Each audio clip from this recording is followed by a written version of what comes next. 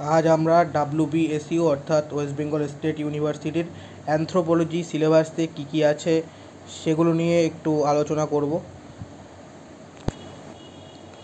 প্রথমে আমরা দেখতে পাচ্ছি ইন্ট্রোডাকশান অফ অ্যানথ্রোপোলজি, তারপর আছে introduction of biological anthropology, human evolution and the emergence of man, living primates, introduction of archaeological anthropology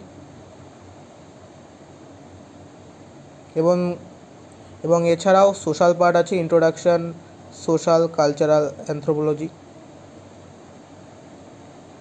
এই পুরো সিলেবাসটা তোমাদের কমপ্লিট করে যেতে হবে পুরোটা। এর জন্যে ডক্টর RM সরকারের লেখা বাংলায় 3টে বই আছে। প্রথমটা জৈবিক নৃবিজ্ঞান, দ্বিতীয়টা সমাজ সাংস্কৃতিক নৃবিজ্ঞান এবং তৃতীয়টি ফলিত কার্মিক বিকাশমূলক নৃবিজ্ঞান। এই 3টে বই পড়লেই তোমাদের 95% সিলেবাস কমপ্লিট হয়ে যাবে অ্যানথ্রোপোলজি। ধন্যবাদ।